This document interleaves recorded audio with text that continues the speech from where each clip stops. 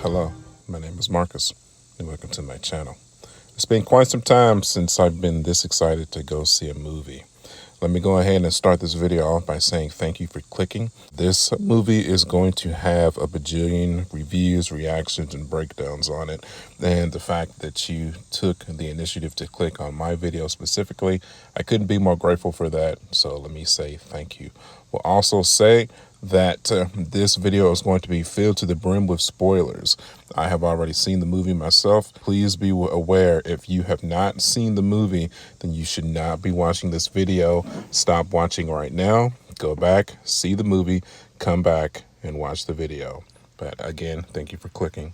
There's absolutely a ton of magical cameos and plot points in this movie that I do not want to spoil for you if you have not seen the movie. So please get out of here if you haven't seen it. All right, that's enough warning. Let's get right to it, man. Deadpool and Wolverine. Holy crap. It's very rare that a movie just hits on all cylinders from every facet of every want and need that I could have possibly wanted. The MCU lately for me was kind of disappointing. I won't name specific movies, Thor 4, but it was just some specific selections where I'm like, man, I guess Endgame, Spider-Man, No Way Home really was the peak, and it really wasn't going to get any better from that, man, I think. But, Deadpool, Wolverine, bringing back Hugh Jackman to fill the role of the iconic Wolverine. I can't believe how good this movie turned out. This was just a fun movie. It's just happy. Just fun, happy, amazing, gut-punching, blood, gore spitting, blockbuster, explosions, just fun. That's the key word, the key theme of what's going to tell throughout this entire video. This movie was just freaking fun, dude. I had so much fun. Just laughter, no, serious plot points, no crying, no like, oh God, this person dies, that person dies. Just freaking fun, man. There was no character in the movie that I was like, man, why is he or she here? Not at all. It was just fun. This movie was just a good time. Me and my wife both, we went to go see it together. It was just a good, solid date night movie. It didn't need to be serious at all. It's just fun, man. It's just so much fun. As you can see, we got the collector popcorn bucket, we got the collector's beer cup, we got the collector's soda cup. I was very excited about my purchases. I think I spent about $42 on it for it. No regrets. I'm just happy that I got to experience this on the X1 Extreme Escape Ultimate movie theater screen, man, and it was such a great time. In our luxury seats. All right, I think that's enough of an opening. I think I'm actually ready to start talking about the movie. Oh, Happy Hogan's in here. Spoiler number one. I told y'all we're going to hit it hard and fast, man. So let's get right into it. Deadpool is trying to become an Avenger. And Happy Hogan flat out was like, nah. Nah, bro. I don't think so, bro. You got too many personal issues. The Avenger is about giving, not doing for oneself. You got to fix you first, bro.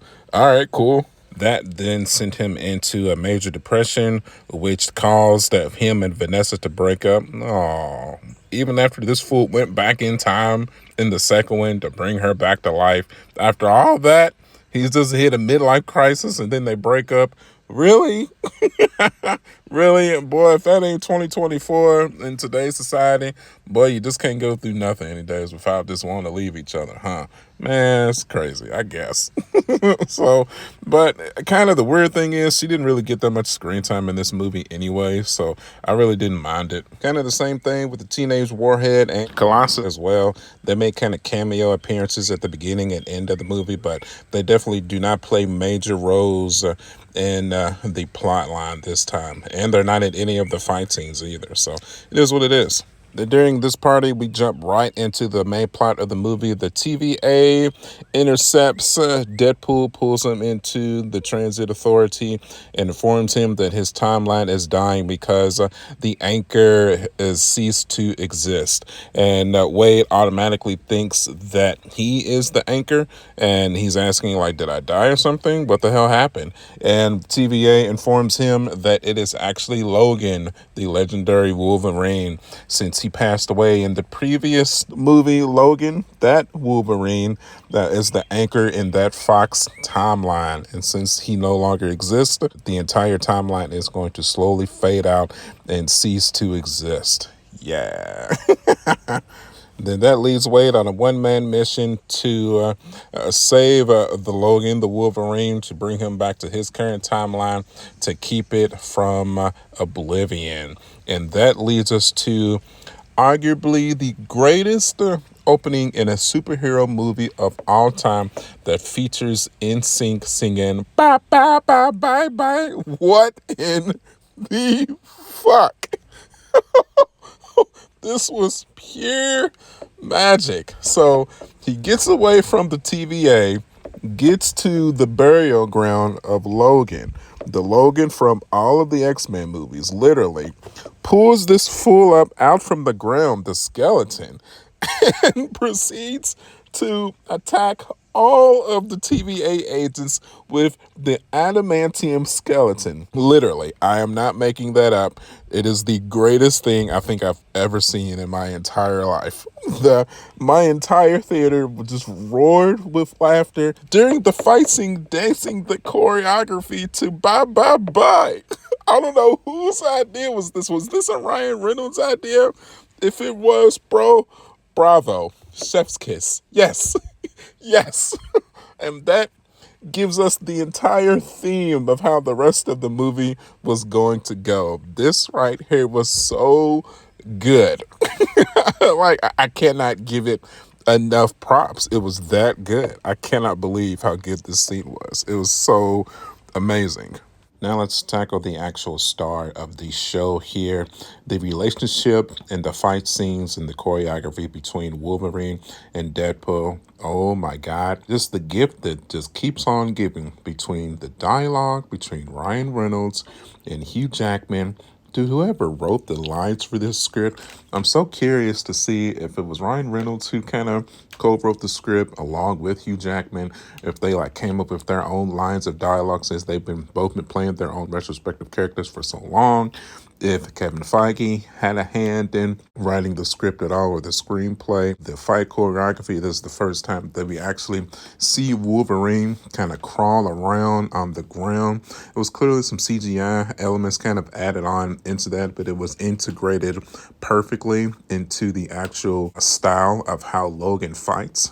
And then Wade, Deadpool, his fighting style incorporated into the Logan fighting style. It was almost like a dance. It was almost like a choreographed ballet dance of them just going back and forth between the gunplay, the claw, and sword play. It was just a beautiful thing to witness.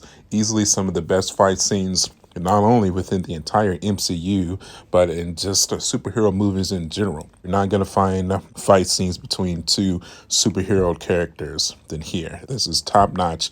They were absolutely masterful. They were. There's just no doubt about it. The car scene, the car fight scene in the Honda.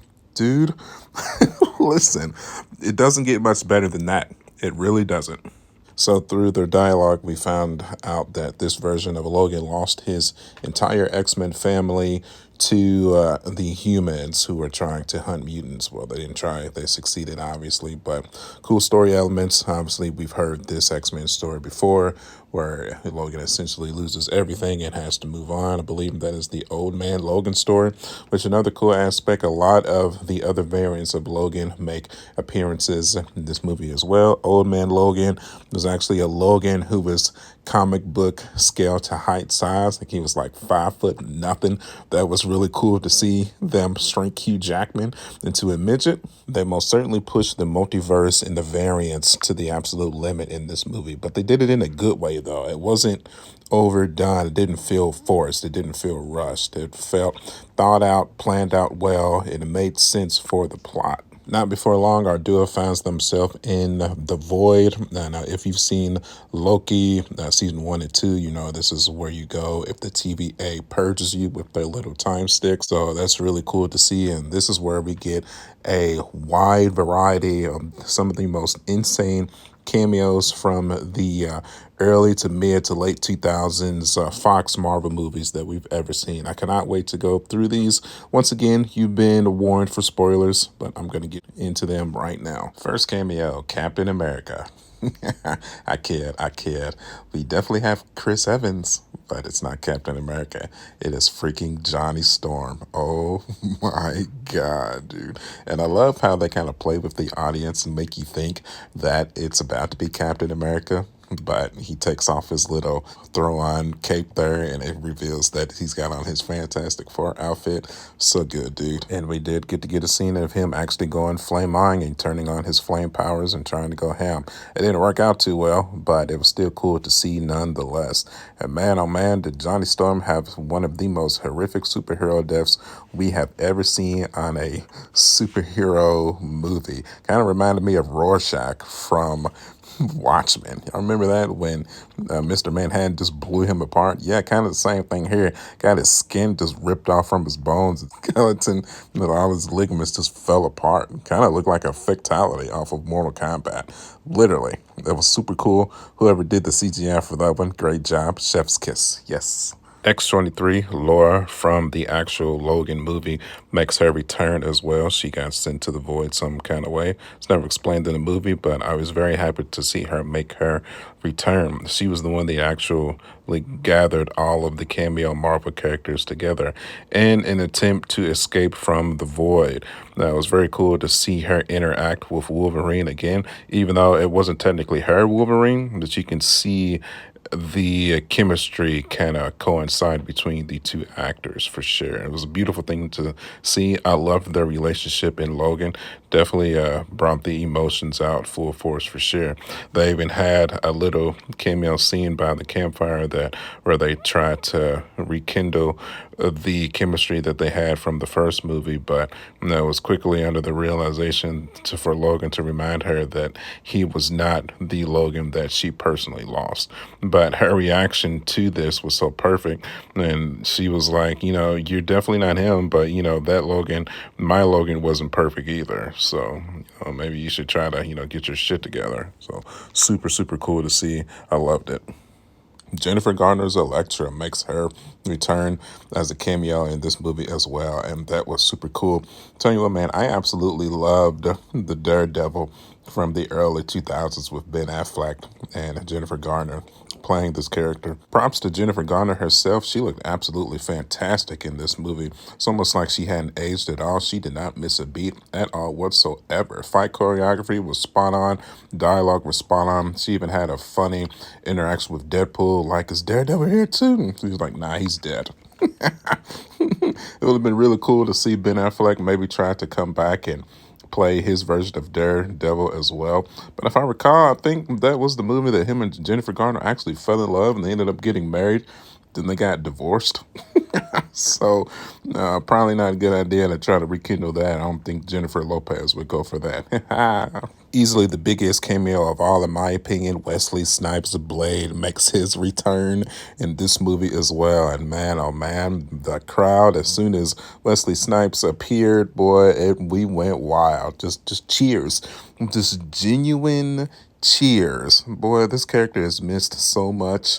I think it was hilarious. Probably my favorite interaction with Blade was when he was finding out about all the variants from Deadpool, and he was like, well, I'm the only motherfucking Blade. And then Deadpool looks at the screen and he's like, well.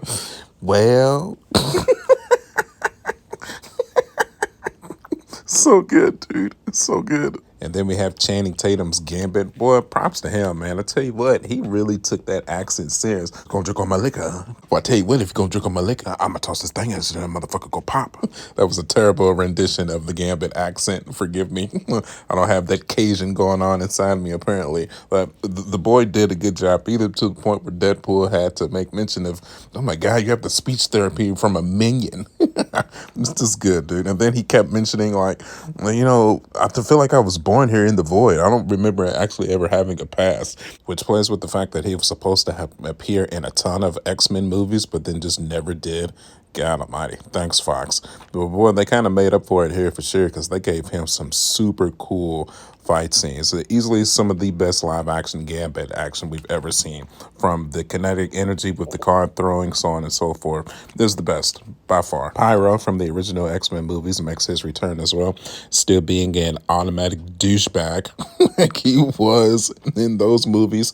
Still has a cool power. He can manipulate fire. Still can't create it, though. He was able to literally depower the Human Torch. So that made for a very funny scene with Chris Evans losing his power mid-flight and falling down, cracking his nuts on a metal framing. So that was pretty cool to see. Also, like one of the right-hand man to the main villain as well. But about it, though, nothing too crazy. Toad appears again as well, spinning that tongue around and flipping it over, spinning it around. Never my favorite character, but cool to make him come back and see a cameo appearance from him as well. Definitely a cool memory from him from the original, when Storm was like, you know what happens to a toad when it hits by lightning? Same thing as everything else. Classic dialogue, Halle Berry. Gotta love it. Juggernaut from X3 makes his return as well. Very cool character. Not quite as cool as the Juggernaut that made his appearance in the original Deadpool. However, you know, still cool to see this version from X-Men 3. Boy, tell you what, he had one of the coolest death scenes. Well, Laura just cut his ankles. And they literally just fell within each other, kind of on top, as he was falling over, you know, screaming in agony. Then she beheads him to get his helmet. Oh, so cool, bro. So cool. Lady Deathstrike from X2 makes her return as well. She didn't talk, though, even though she didn't really talk in X2 either. So I guess it kind of makes sense. I don't even know if it was the same actress that played her. I'm pretty sure it was. I don't know for sure, though. But cool to see her come back. They did give a little cameo at the last fight. They did have Wolverine fighting her. He kind of started off, and he eventually took her out. So, you know, just cool to see, man. It really was. Callisto from X3 makes her return as well. Didn't really do much, though. You know, she didn't really do much in X3 either, to tell you the truth. Kind of the same hair, but she made it in. I'm sure she got that call from Ryan Reynolds, and she was like, yes. So here she is. And, you know, that final battle, I think maybe she threw a couple of punches, but that was about it, man. But, you know, I guess better than nothing, I guess. Then we got Nightcrawler's dad from X-Men Origins. I don't think this is Nightcrawler's dad, but they literally have the same power, and they look the same, except he's red. So, you know, cool to see him appear again. He disappeared a couple of times. That was about it. So, you know, why not? Fun times. Cassandra Nova, sister to Professor Charles Xavier, makes her first live-action appearance as the main antagonist in this movie, and boy, does she not disappoint at all whatsoever. If I've said it 1,000 times, I'll say it one more time. A superhero movie can only be as good as the villain allows the movie to be. You know, if the hero doesn't have anybody to fight, then how can the movie thrive? Even though this one is kind of a special case, you could have had a crappy villain, but just the dialogue and the partnership between Deadpool and Wolverine still would have carried it through. But the fact that they figured out a villain to give to them, to actually give them a fair fight, was just fantastic. Her masterful powers of telekinesis and mind manipulation through touch were so creepy and just gratifying to witness on screen. Oh, what she did to Johnny Storm was just legendary. Ripped my guy's skin off and left him in a pile of flesh and bones and just blood. Oh, so good, dude. So good. And being able to actually push Deadpool and Wolverine, obviously with healing abilities, to their absolute brink as well. So good, man. Oh man, just that creepified psychopath level villain, that always takes the cake for sure. Obviously, suffering from some form of mental illness with her psychic abilities, being left alone in the void for so long, pretty much being born there. She was never even given a chance at life. The TVA automatically sent her to the void right after her birth. Probably going to cause some problems if she ever breaks free of the void. Ha ha ha. Yep. But man, just a cool villain. It sucks that she was taken out within the first movie that she appeared in. I hope we see her again in the future, maybe, but we shall see, man. But just a fantastic villain all across the board. No complaints at all. Lady Pool, Dog Pool, and a bunch of other Deadpools make cameo appearances here as well. Was Blake Lively Lady Pool? I think she was. I don't think it's officially been said yet. I don't think Ryan Reynolds has officially came out and said anything yet, but I think somebody posted an Instagram picture of Blake Lively, and she had like Deadpool fingernails or whatnot, so I think it's her.